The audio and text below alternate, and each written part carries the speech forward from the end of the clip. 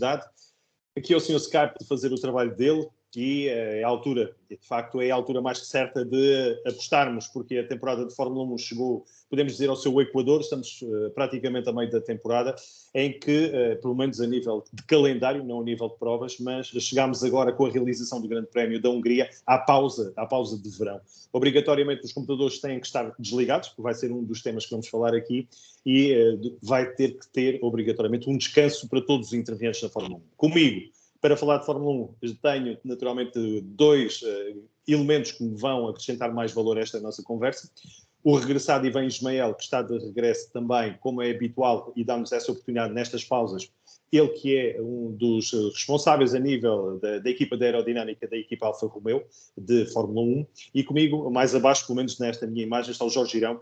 Ele também que é, vamos dizer, o cronista oficial para o jornal Autosport português, a revista de Autosport, dedicado exclusivamente à Fórmula 1. E por isso, sem mais demoras, dou as boas-vindas a ambos e, no caso concreto, começo pelo Ivan, se me permitem, depois de seguir, Jorge, vou-te dar essa oportunidade, mas iria confirmar esta informação que eu dei agora. Portanto, a partir da manhã, computadores têm que estar desligados, portanto, vocês têm que ir mesmo para a pausa de verão. E a pergunta é, quem é que controla se vocês estão mesmo de pausa de verão? Era a minha primeira curiosidade, Ivan. Bem-vindo, uma boa noite. Olá a ambos, obrigado mais uma vez por esta oportunidade de falarmos um bocadinho da Fórmula 1 que tanto gostamos. É de facto oficial que neste período tudo tem que estar desligado, a estrutura, obviamente que a estrutura continua a funcionar, mas tudo que esteja associado ao desenvolvimento do carro está parado, quer produção, quer desenvolvimento técnico e mesmo os recursos humanos não podem estar ligados a desenvolver o modelo, nem que seja nas plataformas digitais e nas ferramentas de simulação. O que para nós Alfa Romeo agora será oficialmente este fim de semana o início do nosso período de interrupção, que é 2 semanas. Todas as equipas o têm que fazer, é obrigatório. E depois, de equipa para equipa, há aqui uma margem para se poder jogar onde é que as equipas querem fazer a interrupção. Não é obrigatório que todas as equipas façam a interrupção exatamente nas mesmas semanas, mas existe aqui uma margem em que todas as equipas podem jogar ou mais para a frente ou mais para trás dentro desta janela. E quem controla é a FIA? É a FIA que vai controlar e verificar os computadores por algum mecanismo, selos? Não. Exatamente. A FIA tem a Federação tem a capacidade de poder verificar isso tudo. Não implica que ela esteja a verificar. O que acontece é, se uma equipa infringir, a penalidade é tão grande que acho que não vale a pena arriscar. Portanto, mas obviamente é muito fácil de verificar através de log files dos computadores. É extremamente fácil verificar a que horas é que se acederem e em que dia. Portanto, isso é tudo fácil de verificar. E se calhar é mais fácil perceber o que é que fica ligado. Muito pouco. É mesmo muito pouco. Tudo que seja as estruturas, tem que se fazer limpeza de estruturas, tudo que de facto não esteja basicamente associado ao desenvolvimento do carro. Muito bem. Jorge, alguma questão já inicial? Já sabes que podes me interromper a qualquer altura, se necessário para algo, acrescentarmos aqui alguma informação. Ou seguimos de imediato, Jorge? O que é que me dizes? Força. Muito bem. Então, 2 temas principais para nós falarmos, e foi o convite que fiz ao Ivan com a companhia, claro, do Jorge Girão. Essencialmente falarmos aqui de um balanço desta primeira metade da temporada 2021, a nível daquilo que foi o trabalho de desenvolvimento da equipa Alfa Romeo, e falarmos, claro, do carro de 2022. Foi esse o convite que fizemos, e vamos precisamente perceber da parte do Ivan aqui uma análise, eu disse bem, metade da temporada. Deu para desenvolver alguma coisa para este carro de 2021 ou para já o foco da equipa Alfa Romeo está já para o 2022?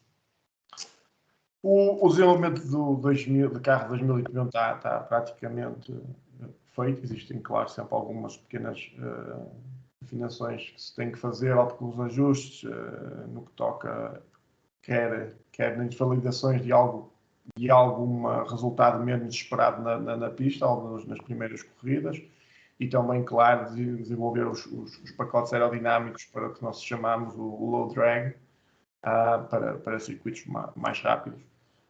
Isto normalmente são pacotes pequenos e que são também que são estes desenvolvidos numa fase mais tardia da época, mas que por altura do verão estão praticamente definidos. Uhum. E em relação ou aquilo que foi o carro no início, na apresentação da temporada na zona, portanto, do Médio Oriente, e até chegámos agora à Europa, que balanço é que pode fazer aqui da evolução do trabalho vosso feito em 2021, da Alfa Romeo? Na parte aerodinâmica, que é aquela que diz mais respeito, claro, ao Ivan. Nós introduzimos algumas alterações. Não tantas, porque o carro da próxima época já é uma grande mudança nas regras, o que nos obrigou a ter, se calhar, um pouco mais de recursos alocados a esse novo monolugar e que fez com que, então, tivéssemos menos esforços no carro deste ano. No entanto, o carro sofreu algumas evoluções, menos do que se calhar em outras épocas em que a gente está a desenvolver o carro a full speed.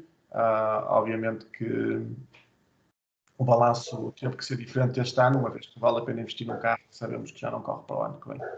Portanto, já não há uma evolução do carro tão acelerada como houve até agora, e também, ao mesmo tempo, como os carros começam a atingir um platô, entre aspas um platô, porque nunca existe um platô no nosso trabalho, mas começam a atingir já uma de saturação, o que significa que os passos que se dão já são cada vez mais pequenos e já se começa a trabalhar mais em características aerodinâmicas e se calhar que podem também depender do piloto, do balance do aerodinâmico, da distribuição de peso e dos próprios pneus, conforme se vai descobrindo e tendo mais informação e dados sobre o comportamento dos pneus. E, portanto, vamos refinando cada vez mais, mas o trabalho que se tem feito mais para o fim já tem sido trabalho mais pequeno e não tão conceptual. E houve alguma zona específica do carro que mereceu aqui um bocadinho mais de atenção? A parte da frente, a parte à volta do halo, sei lá. Para esta época, a principal diferença do carro foi uma parte que eu conheço particularmente bem, que foi o nariz, foi o grande desenvolvimento introduzido, assim até mesmo estético no carro. Esse foi o grande passo e, claro, depois existe todo o refinar do resto do carro para o novo nariz. O novo nariz introduz uma forma um bocado diferente de trabalhar com o Vortex, que nós chamamos o Y250, e, portanto, uma vez que se mexe nesse Vortex, todo o carro tem que ser reafinado. A par disso, claro, vem também os ajustes que têm sido feitos quando nós temos, tentamos fazer uma operação do carro em patamares ou em pitches diferentes, como existe, por exemplo, tipicamente um Mercedes, por exemplo, e um Red Bull, é um carro de high rake, low rake, existem basicamente são ângulos de ataque diferentes de operação, e existem motivos pelos quais fazem isso, pois é sempre difícil de uma equipa dizer porque é que a outra equipa está a operar em high rake ou low rake, porque eu não tenho acesso à curva de características dos carros, é difícil perceber porque é que a equipa B ou a equipa C opera em determinado rake. Por exemplo, a Mercedes não tem high rake, a Red Bull tem high rake, ambos ganham corridas, portanto, porque não implica que um high rake seja a melhor solução, que foi defendido em muitos especialistas. Portanto, isso é outra coisa. E, por exemplo, a Alfa Romeo trabalha também um pouco nessa direção para esta época, que é uma diferença que não é na geometria do carro, mas é na forma como o carro opera em pista. Uhum. Jorge? Sim, já agora, já que o Ivan falou nos conceitos high rake e low rake, no início desta temporada houve muita problema por causa do facto do Aston Martin e do Mercedes terem perdido a performance, tendo sido atribuída essa perda de performance ao novo regulamento. Eu gostava de perguntar ao Ivan era se na opinião dele, realmente este novo regulamento penalizou mais equipas que tinham, em verdade, por esse caminho do low rake. Eu não... é difícil dizer a 100% que foi. O que eu acho, a minha perspectiva de engenheiro e de engenheiro aerodinâmico, acho que isso foi talvez mais um jogo político do que mais nada, porque as outras equipas continuaram a operar assim. Agora, se calhar a Aston Martin agora perdeu foi acesso a outra informação que tinha na época passada que deixou de ter este ano. Mas é assim, são detalhes que eu não sei, mas eu acho estranho que a Mercedes continue a ganhar a corrida. E a Red Bull, o ano passado já começava a dar sinais que estava a fazer um bom trabalho. Portanto, é difícil. Eu não consigo. O motivo pelo qual eu não consigo, eu não vejo que haja uma regra para condenar high rake ou low rake. São filosofias de desenvolvimento de carros diferentes e ambos podem ganhar corridas, desde que bem desenvolvidos. Não tenho dúvida disso. E a prova disso está que há carros com high rake a ganhar corridas e carros com low rake a ganhar corridas. Exato. E quem quebrou aqui isso tudo acabou por ser, no fundo, a Alpine, mas que foi apenas e só uma consequência de muitas mudanças que aconteceram neste Grande Prémio da Hungria, que de facto foi um grande prémio à parte. Ainda em relação a este carro de 2021, a pergunta, obviamente, que tem que ser feita é também a questão do, vamos dizer, do reporte, vamos lhe chamar assim, que os pilotos fazem. Quem é que ajuda mais, e vamos falar para já só do carro de 2021, temos que criar depois aqui uma linha para o 2022, mas em relação ao reporte que os pilotos dão, porque eles é que andam com o carro, eles é que, no fundo, passam horas, não só nos simuladores, que vamos acreditar que o façam, mas também em pista fazem mais horas.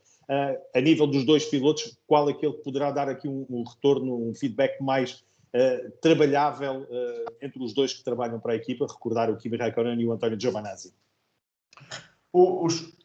Cada piloto tem um estilo de condução diferente, portanto, para o mesmo setup do carro, um vai achar que está rápido, outro vai achar que está lento. As equipas de engenharia apoiam-se sempre em muitos dados. Obviamente que temos que dar ouvido ao piloto, tentar perceber com o piloto, a sensação que o piloto está a ter do carro e com os dados que nós estamos a ter do carro. Os carros têm várias centenas de sensores para leitura de dados.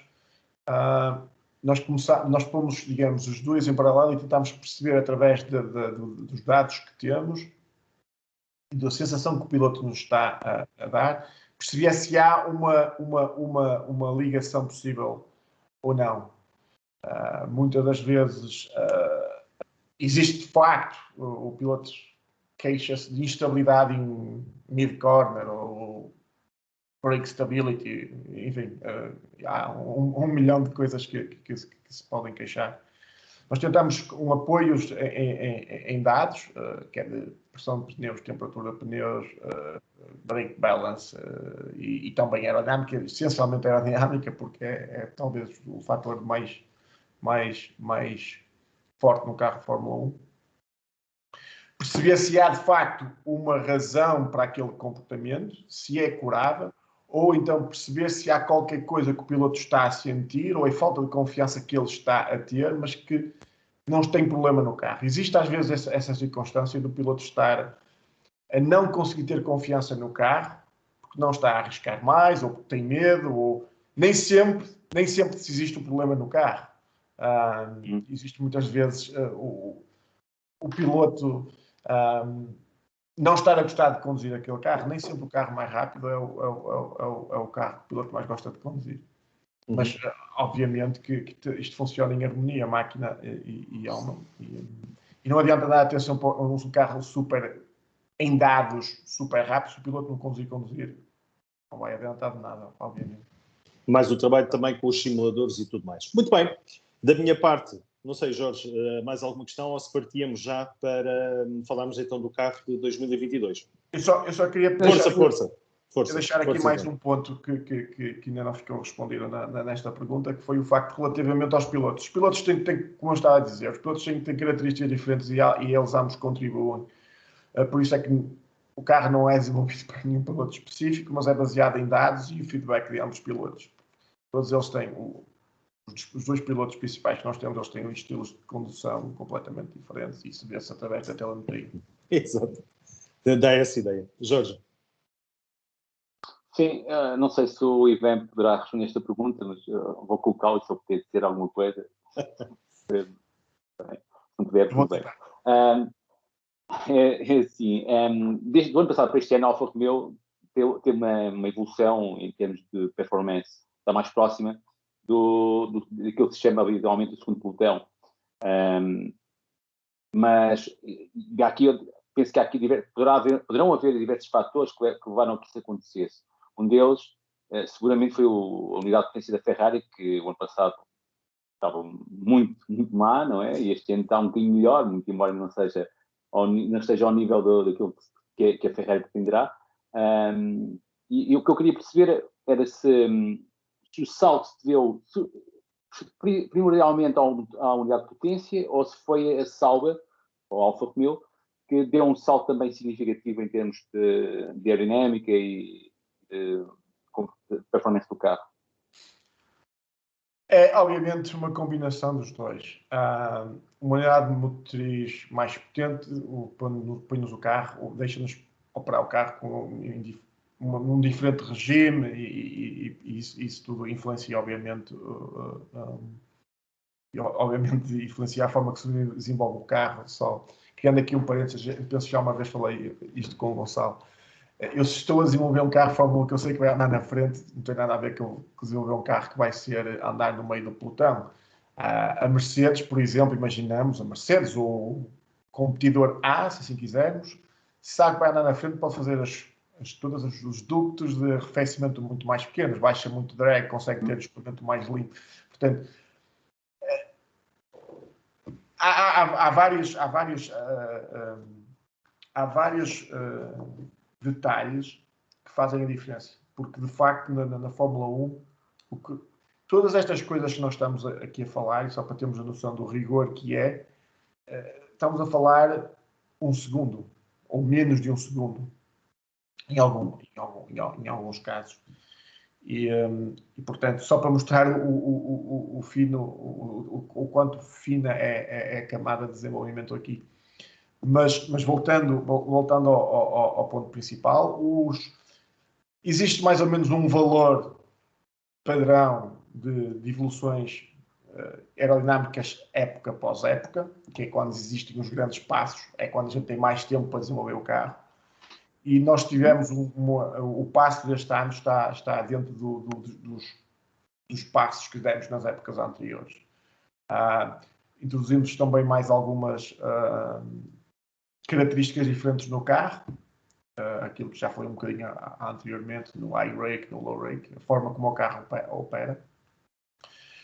Mas até agora, se calhar ainda não estamos a ter os resultados que queríamos, mas ao mesmo tempo é sempre difícil porque nós fazemos o passo A ou o passo mais 10, imaginamos, vamos pôr isto em pontos, que é uma conversa muito comum na Fórmula 1. Temos mais 40 pontos ou 50 pontos ou 100 pontos de carga aerodinâmica. Estes pontos são muito jornalistas, portanto nunca tomem isto por um valor muito sério, porque 100 pontos da Mercedes não equivalem a 100 pontos da Red Bull, porque isto, da forma como se transforma newtons em pontos é relativo de equipa para equipa.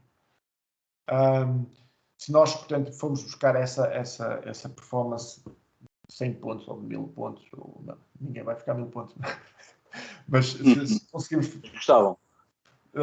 Gostávamos. Grandes pontos encontraram-se no tempo que se fizeram o blown exhaust. Isso eram coisas assim. Do Braun. Mas agora já isso aí era pôr o carro no túnel e aquilo era inacreditável ver os gráficos o jump de performance aerodinâmica eram absolutamente assustadores.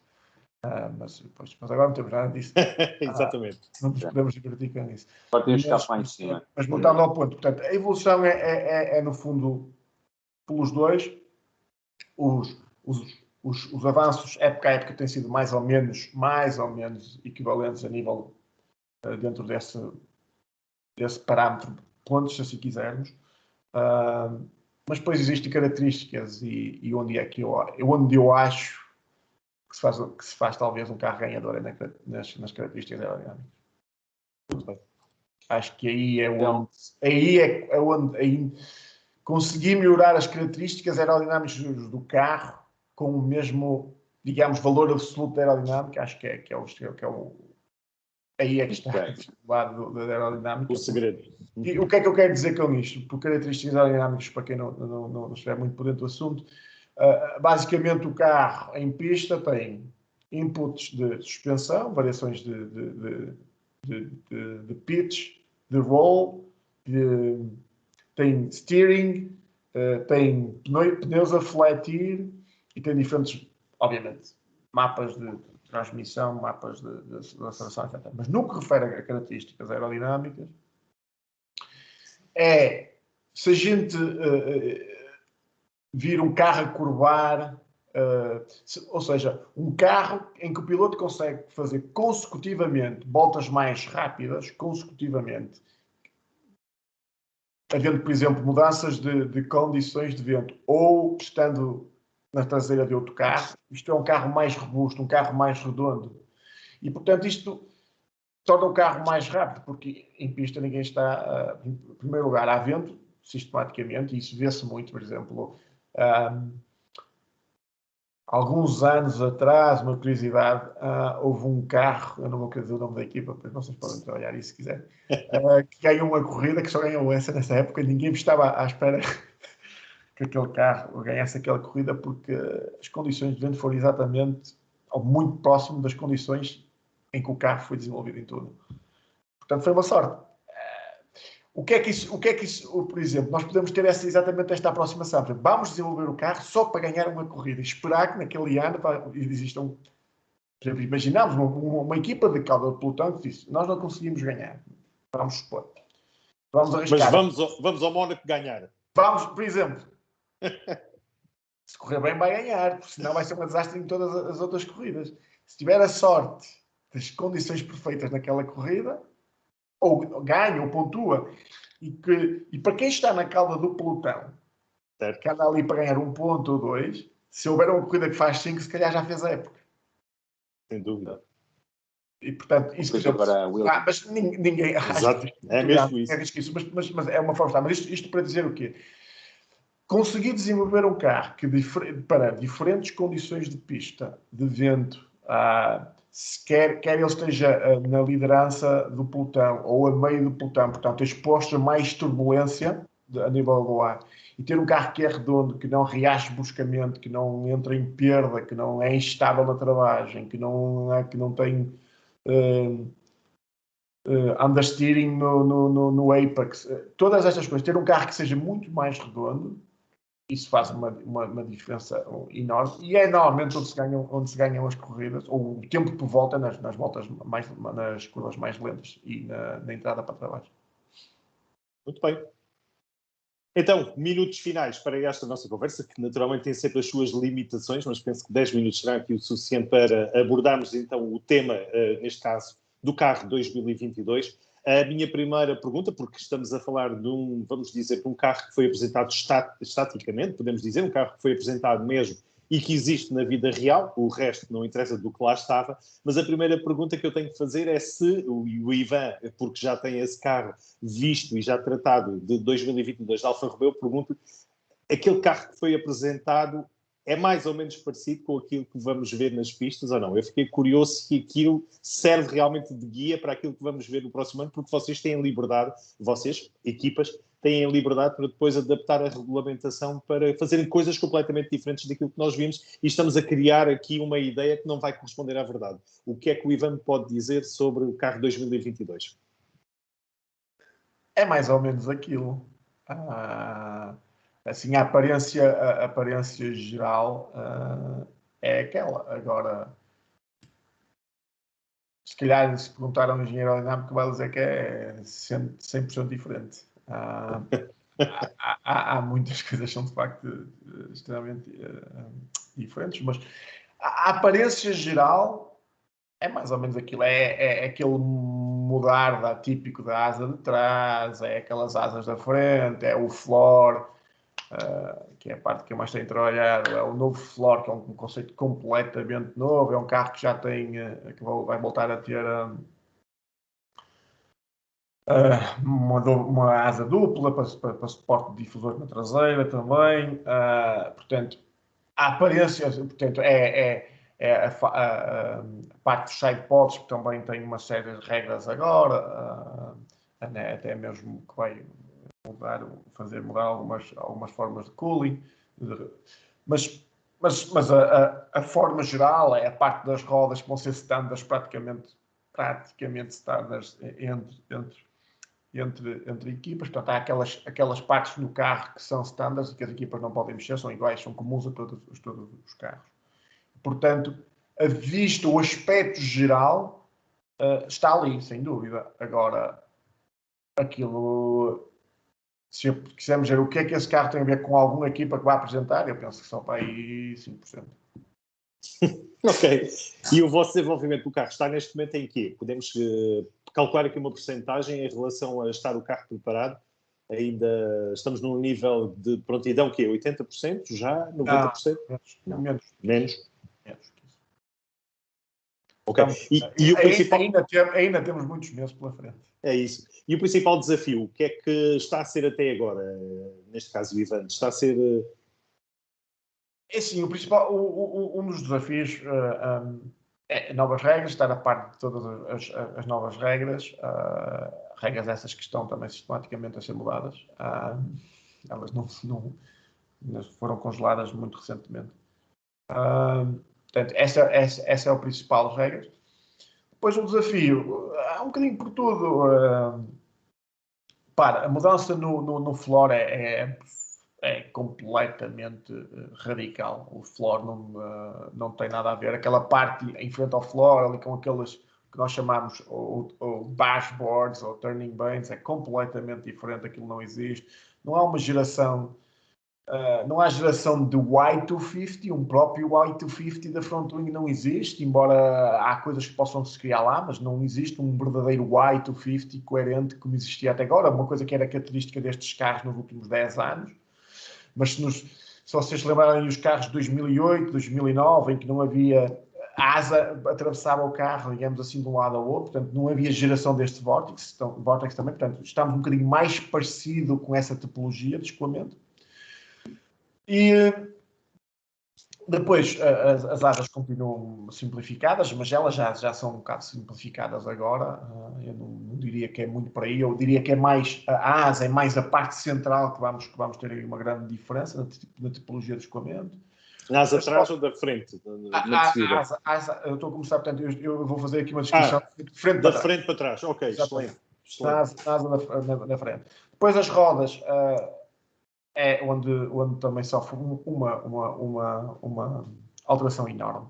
Há uma série de componentes ali que são fixos para todas as equipas, sendo que se pode variar ali alguns graus para permitir que determinados elementos fiquem alinhados com o escoamento e para isso não se parem. Mas a formação da tie away, como nós já falamos várias vezes neste podcast, é a nossa dor de cabeça. Vai mudar imenso porque todos os componentes à volta da roda mudam imenso. Existe uma espécie de uma pequena asa que vai sobre os pneus da frente. Não sei se já tiveram a oportunidade de ver. Isso muda ali do lado. A forma da Tiger Wake. A asa também tem menos elementos para trabalhar a tie awake, mas já tinha o ano passado e há 2 anos, quando aqui há 3 épocas se começaram a remover todas aquelas pequenos benzings ou defletores que a gente tinha à frente dos pneus para defletir o ar para lá do pneu. Portanto, isto é digamos, o ponto 2, é a parte da roda, é extremamente simplificada, está extremamente limitada, existe uma série de componentes que são standards para todas as equipas, tudo essencialmente no que torna, o que, de uma certa forma, eles pretendem com isto, no meu ponto de vista, que todos os carros tenham uma tie awake semelhante, porque a tie awake é, digamos, geração e a forma como trabalhamos a tie awake é, digamos, o segredo, um dos segredos, não será só esse, mas é um dos segredos, e portanto, quando os partes standards para todos eles acreditam que se consigam com que os carros tenham uma tie wake mais semelhante, que poderá. Depois existe aquele debate das ultrapassagens e tal, da qual eu acho que não partilho completamente dessa visão, não é só por aí que as coisas passam. Depois a seguir, o floor é um conceito completamente diferente. Vamos um bocadinho para os carros ali dos anos 80, ou um bocadinho mais à Indy. O floor é completamente diferente. Todos aqueles defletores, todos aqueles componentes que nós tínhamos em frente à leading edge do floor, que estavam a defletir o ar e que trabalhavam em sintonia com o Y250, já não existe, também já não existe o Y250, isso já não existe, todos esses elementos verticais à frente do floor. Portanto, o floor é extremamente simplificado, o número de elementos, o floor tem poucas coisas que se possam fazer no floor no que toca a adicionar elementos, mas há muitas coisas, garanto-vos que há muita coisa para extrair no floor. Depois, na parte do cooling, existe também ali muitas regras no que se referem às exit para os coolings, na parte de refrigeração da unidade motriz, todos os elementos híbridos do motor e também do turbocharger. Depois, na parte de trás, a roda de trás é um bocadinho como a roda de frente, existe ali uma série de elementos que são standards, outros que se podem trabalhar. O floor em si também existiam todos aqueles slots, aqueles cortes que existiam, muitos deles foram reduzidos. Basicamente, o que eles pretendem com isso é apenas remover-nos ferramentas para as quais nós usávamos para controlar o tire jet da parte de trás. Depois, a asa de trás é completamente diferente, como vocês já tiveram a oportunidade de ver. E voltámos um bocadinho àqueles carros ali dos anos também, se não me falha a memória, os 2008, por ali, os Beam Wings, que era tínhamos uma asa, na parte da asa de trás temos aquela asa principal, não é? Com o flap, com o sistema de redução de drag. E agora temos também mais uma mais abaixo, muito comum dos carros dos anos 80. Uma asa que agora é muito mais baixa, que está muito próxima do difusor, que nos ajuda, claro, aquilo é uma maravilha para extrair a potência do downforce do difusor. Portanto, voltamos a introduzir essa tal beam wing que existe. E estas são praticamente as grandes diferenças. Depois existem algumas diferenças no floor, isto no visual, assim, num aspecto visual, mas também já dei aqui, acho que algumas nuances técnicas. E depois, claro, existem todas as partes que não estão visíveis. Que havemos de falar sobre isso quando já tivermos o carro pronto, como é habitual. Existe outra parte também que eles tentaram trabalhar, que é associada a um dos grandes segredos, que é o controle de temperatura dos pneus, que tem a ver com as partes das condutas internas de refrigeração e aquecimento dos travões ou das jantes, no qual existe, por exemplo, elementos standard para todos, a transferência de calor e a transferência de energia entre os travões e o pneu ou o jante está muito reduzida, até porque upblowings não é permitido mais, cross ducts não é permitido mais, toda a maior parte de todo o escoamento que entra para a refrigeração dos travões, que antigamente as equipas punham a escoar pela parte exterior, pela jante, através das spokes da jante, dos braços da jante. Neste momento, as regras impõem que todo o escoamento que entra inboard tem que sair outboard, porque as rodas todas elas agora vão ser carnadas. Portanto, não há escoamento de massa para fora. Isto, claro, é garantido também através das regras e de algumas peças standards que as equipas vão ter que usar também nessa área. Vai permitir eles talvez possam ter, eles usaram vários argumentos, mas eu acho que o que vai permitir é que as equipas não mandem a trabalhar com a temperatura dos pneus ou que haja menos ciência. E eu acho que para não furar pneus, imagina-se. Mais do que às vezes se pensa. O controle de temperatura dos pneus é uma dor de cabeça. E ficámos mesmo com o apetite aberto para ver o novo carro rapidamente da parte da Alfa Romeo. Só tenho mais uma questão, mas faço a seguir ao Jorge, não sei se ele quer aproveitar. Maravilhado com estes termos técnicos, só mesmo o Ivan nos consegue fazer chegar. Queres aproveitar para alguma questão antes de terminarmos? Sim, queria 2 questões. Força. É assim, o novo carro vai ter uma estrutura de formação mais... que vai ter maiores cargas, e no carro que, ou naquela maquete que mostraram, o nariz estava muito largo. Uma das questões era saber se as equipas poderão investir de modo a ter um nariz mais fino, como é hoje o caso do Mercedes, do Red Bull, por exemplo. Outra questão é, qual é, na tua opinião, o local onde as equipas vão mais apostar no desenvolvimento? Até este ano, ou nos últimos 2 anos, ou nos últimos anos, havia uma grande aposta nos best sports e por aí fora, e também no extrator aerodinâmico, tudo no fundo do ano, no fundo. Onde é que tu achas que vai ser o grande cavalo de batalha do desenvolvimento? No primeiro ponto, relativamente ao nariz, acho que isso vai um bocadinho exatamente de encontro ao ponto que eu disse quando falámos. Aquilo que vemos ali é o carro que vamos ver nas pistas, é mais ou menos. Portanto, aquilo é uma ideia. Eu acho que depois ali há muito a trabalhar, e o nariz é uma das coisas das quais eu trabalhei no desenvolvimento do nariz este ano também já. Mas esse já é capítulo passado para mim neste momento.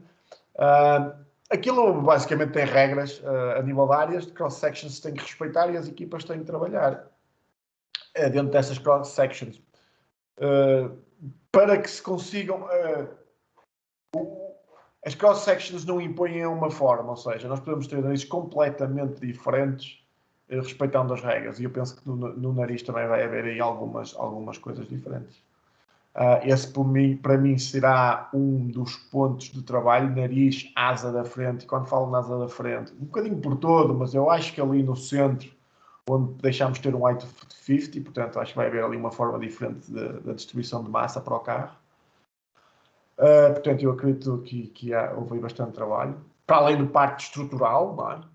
Que é um dos elementos, um dos primeiros elementos a fazer testes, crash test, para aprovação. Depois, o outro ponto para mim é o floor, porque é aquela zona do carro onde se sofre imensas alterações e onde está a grande fatia de carga aerodinâmica do carro. Eu penso que esses serão os dois. E quando falo do floor, falo todo o resto. O floor trabalha em conjunto com a asa de trás, com o tal beam wing que eu falei. Eu penso que serão exatamente portanto, eu penso que serão esses dois pontos. Na minha perspectiva é nariz, asa, parte central da asa e floor. Acho que é por aí onde as equipas se calhar vão perder mais tempo, até porque os outros elementos, alguns deles já são standards, como falei, na parte das rodas, etc. Mas isto é assim, obviamente, numa forma muito generalista, porque todo o carro trabalha em harmonia. Portanto, uma determinada asa-nariz, se quisermos assim chamar, combinação asa-nariz, ditará talvez um floor diferente. Eu penso que no floor há ali muita margem para a imaginação. Alguma, não a que a gente se calhar gostaria, mas é curioso, dia após dia há cada vez mais ideias. E, portanto, muito bem. E é o que caracteriza a Fórmula 1, não tenho qualquer tipo de dúvida. Sempre a evolução. Ao fim de 2 meses o carro já não tem nada a ver uma coisa. E é por isso que estamos curiosíssimos para ver o carro, porque não tenho dúvidas nenhumas que aquilo que vai aparecer com o toque de cada um, e lembro-me sempre, claro, da parte do Adrian Newey, que surpreende sempre tanto, quando aparecer um carro a sério, vamos ver as diferenças em relação... Por isso é que eu estava a perguntar se era realmente só um esboço e percebi que é. E da minha parte, só mesmo mais uma pergunta. Não sei, Jorge, esclarecido ou mais alguma questão para terminarmos? Sim. Muito bem. Ivan, a minha última questão, e eu toco sempre neste tema porque acho que é aquilo que diferencia mais um Fórmula 1, podemos dizer, destes últimos anos de outras décadas, acaba por ser o halo. Eu tenho, de facto, aqui sempre uma atenção muito grande para o halo e eu pergunto, e uma vez, já que vamos para um novo carro, eu pergunto se em 2022 o halo vai ser apenas e só um mecanismo de segurança que salva vidas, ou vai ser também um componente aerodinâmico no seu package e que vão aproveitar e é-vos dada a liberdade criativa de canalizar fluxos de ar para outros fins utilizando o halo? Ele segue muito as regras e a flexibilidade para alguns toques algumas alterações estéticas no halo.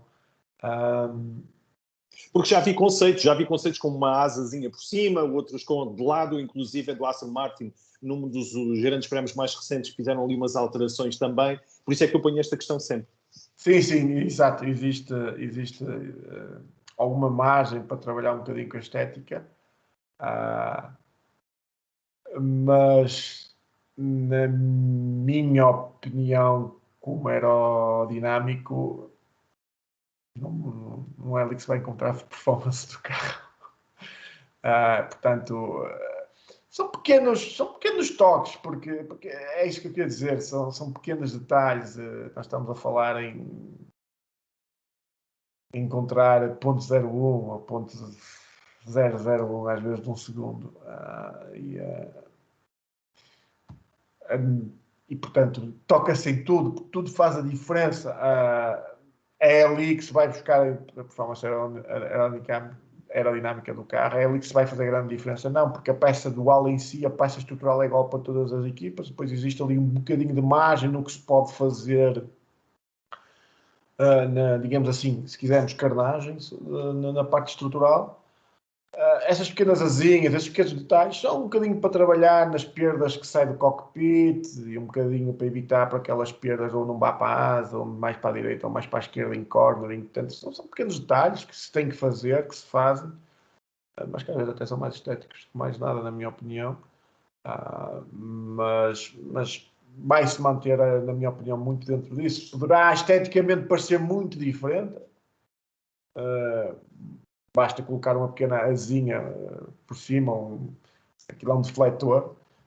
Na verdade, aquilo é um defletor que, em condições normais, até aerodinamicamente não desejável, porque aquilo em vez de estar a criar downforce, está a criar lift, mas às vezes é desejável para atacar outros problemas, como separações, ou para ajudar a reposicionar as perdas que saem do cockpit, da forma como elas saem fora do cockpit, para o resto do carro, através do bodywork. Mas, na minha opinião, são sempre pequenos detalhes. Só falta pôr ali umas luzinhas, como acontece com os da Fórmula E, quando querem significar algum tipo de atitude em relação à condução, só qualquer dia também fazerem na Fórmula 1 para o espetáculo, tipo o piloto tem o DRS ativado ou tem a volta mais rápida. Só falta inventarem essa. Por um bocado de digital, painel digital. Exatamente. Que há de ser a seguir o espetáculo. Bom, da minha parte, Ivan, está concluída para já a minha curiosidade. É importante este ponto de situação, não só sobre a temporada de 2021, mas também as perspectivas cada vez maiores de termos grandes surpresas para 2022. Da minha parte, dou por concluída, de facto, a minha curiosidade. Não sei, Jorge, algum apontamento final e alguma curiosidade apenas para nos despedirmos então do Ivan, desejando de facto a continuação de um bom trabalho depois das férias. Agora é saborear que os computadores estão desligados. Marcamos encontro seguramente ainda falta 24 horas, mas marcamos encontro pelo menos no início da nova temporada, então sim, para desvendarmos mais detalhes do Alfa Romeo 2022. Por isso, Ivan, boas férias a partir de amanhã, pronto, ok, não agora. Um bom trabalho e agradecer mais uma vez a simpatia. Quanto a ti, Jorge, obrigado também pela colaboração, também por este apontamento, e voltamos a encontrar-nos com certeza em outras novidades que a Fórmula 1 tem sempre para nos trazer. Por isso, uma boa noite para todos também e até breve. Obrigado e boas férias. Até breve. Obrigado, até breve. Boa sorte ao Ivan. Obrigado.